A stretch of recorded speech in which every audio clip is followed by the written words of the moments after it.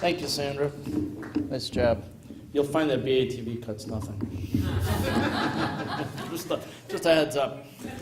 Our next writer is Roger Breisch. He was director of the Batavia Chamber of Commerce for 10 years. He's spent thousands of hours on the hotline at the Suicide Prevention Services here in Batavia. He is on the adult staff for Operation Snowball. 15 years ago, he began the annual 4th of July American Dialogue about our hopes, fears, dreams for the community, nation, and the world. He's a big thinker. He recently began a community dialogue entitled Questions That Matter. He's an avid reader and a lifelong learner. You can read his blog, oops, there goes my worldview, at rebreisch.net or find refuge and hope in healing conversation at thedream.us. Roger, please come on up.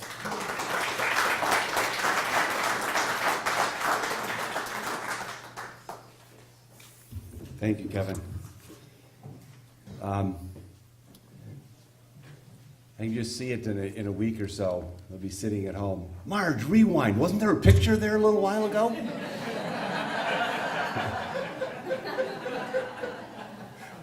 I'm sure there was. You'll have to excuse me. Literally, I came here directly from a 3-day weekend with Operation Snowball, 140 teens who are interested in living healthy lives. So between Friday morning and now, I've had 7 hours of sleep and an incredibly emotional weekend. This is a prompt that actually has some relationship to what I'm going to say. So I'll talk about this in a little bit if you allow me to add a bit of a postscript. Anne was kind enough to find these two pieces that I wrote a year ago, February, on my blog. And she asked me to read these two, so I'll do that, and then if you don't mind, I'll add a short postscript. The first piece is called Fait Accompli. Many operate from a belief that organizations and lives can be made successful through well-planned strategies and goals supported by tightly scheduled to-do lists. I've always questioned this belief system and have never lived my life this way. Perhaps I'm just looking to justify my obstinacy. However, a book, Anti-Fragile, by Nassim Nicholas Taleb, has added fuel to the fire that burns within. In 1980, as a candidate for a Master of Science in Management at the Sloan School at MIT, enrolled in the requisite course in corporate strategy taught by the kindly Professor Mel Horowitz. We spent the semester studying exceptional corporations, those that exhibited results orders of magnitude better than the average. The thesis of the course was simple.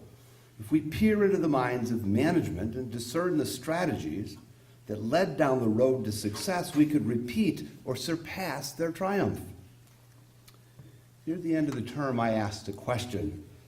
Dr. Horowitz, I began, if we were to take a random sample of, say, 1,000 companies today and follow them for 20 or 30 years and plot their results on a chart, those results would undoubtedly form some sort of distribution, perhaps even a normal curve. Most of the companies would have moderate results, a bit above or below average. There would undoubtedly be those with results far below average, and a few with results that beat the average in spectacular ways. It is, after all, the nature of the law of averages. That being the case, I asked, what's the possibility that we spent the semester simply studying the statistical outliers and nothing more? Is it possible their results had little to do with extraordinary ability to peer into the future and divine a path to success? Could we simply be studying the lucky? Suffice to say, the kindly Professor Horowitz did not like the question. Enter Nassim Nicholas Taleb in his book Anti-Fragile. Taleb believes that what we did in graduate school, showing in hindsight that a carefully followed strategy led to great results, is equivalent to lecturing a bird on flying and then after they have taken flight, claiming it was our cogent, insightful words that delivered the remarkable result. To fly is natural. After months of experimentation and tinkering, a fledgling takes flight by courageously stepping out of the nest and trusting she merely needs to spread her wings. Creativity, innovation, and success are driven not by well-planned strategies and tightly scheduled action plans, but through rapid tinkering and experimentation. Doubtful? 2 words: Steve Jobs. My thinking was clarified dramatically in a recent conversation with an intensive care nurse. She's been with hundreds the moment they passed from this life into the next.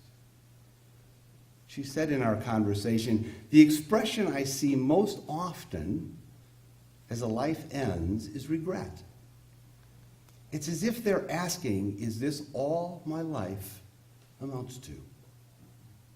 I don't know what allows a person to leave this life with a deep sense of satisfaction, but I have a hunch. It's not by checking one last item off of a lifelong list. I've never witnessed a bird with a checklist in advance of first flight, or for that matter, blueprints on how to build the nest from which to leap.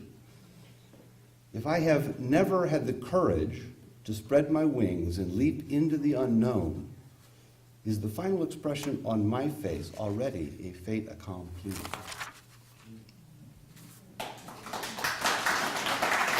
Oh, please. So this second piece, and part of this will sound a little bit redundant, but it comes from the same conversation. It's called regret at the end of life. It's been said that few people on their deathbed wish they had spent more time at the office. But recent encounters leave me reflecting on what I might wish the moments just before I'm called from this life. For 10 years, I have facilitated a Socrates Cafe.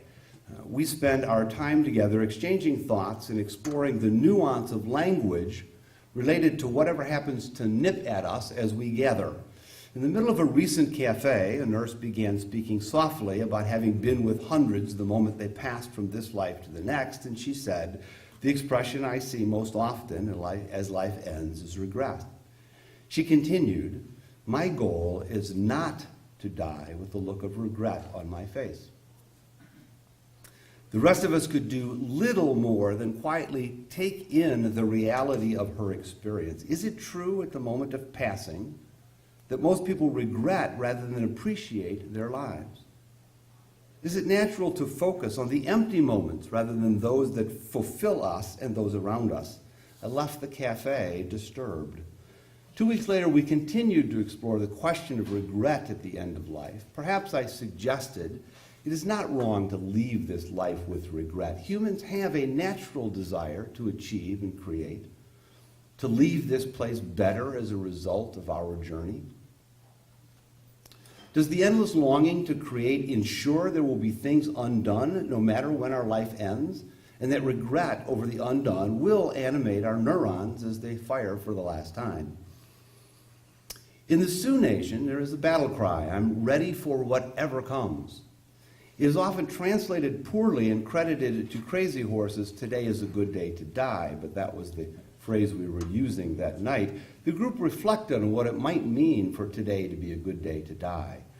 The nurse who started us down this extraordinary path suggested it might be powerful for each of us to seek the answer privately. She suggested, if you can answer yes, it might be valuable to reflect on the aspects of life that give you emotional permission to say that if today life ended, it would feel complete, satisfying, and fulfilled. In between the 2 cafes, I was with a group challenged by the following quirky question. If you could have a superpower, what would it be?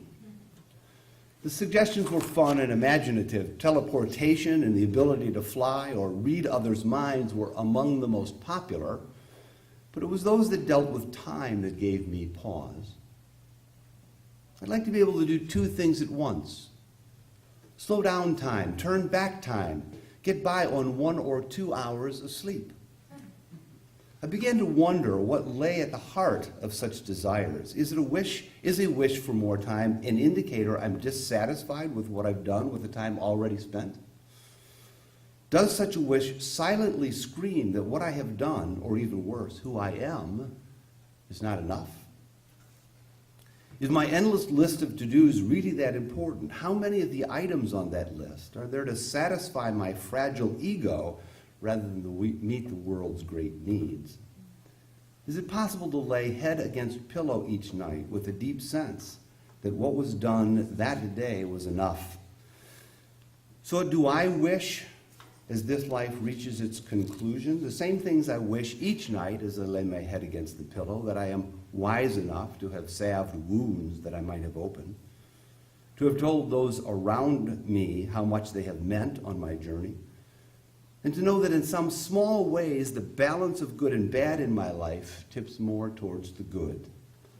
If I have met the world's great need in some small way, perhaps in those final moments, I will feel my life will have been enough.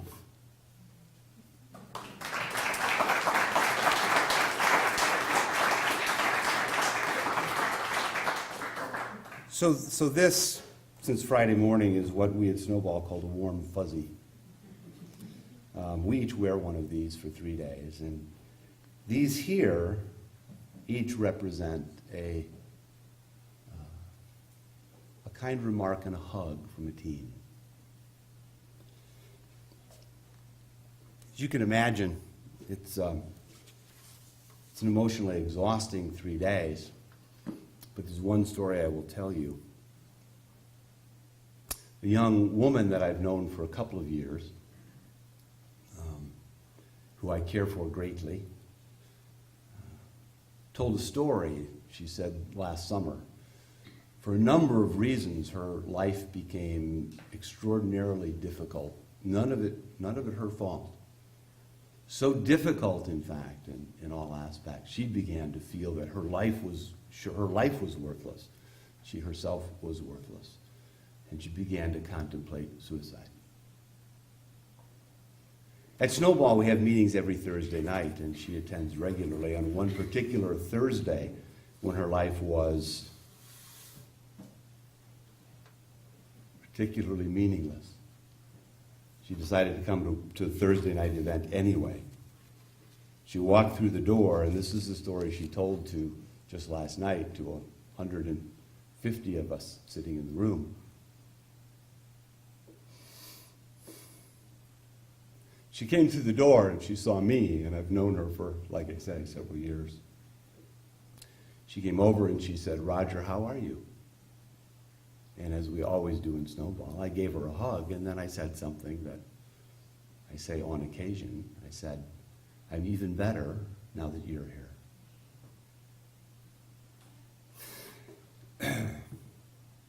Last night, she said to all of us, it was that moment and that comment to her where she decided that she had meaning and purpose and value. And she began to turn her life around. Now, don't get me wrong. As Kevin said, I spend lots of time on the suicide hotline. People say, "You've probably saved lots of lives." My take is, I didn't save her life, nor do I save lives on the hotline. She chose to save her own life. I was just fortunate to have been given the words that helped her make that choice. How does all this relate to what I read? I don't think life is about planning or to-do lists or checklists. We fundamentally change the world in those unexpected, unknowable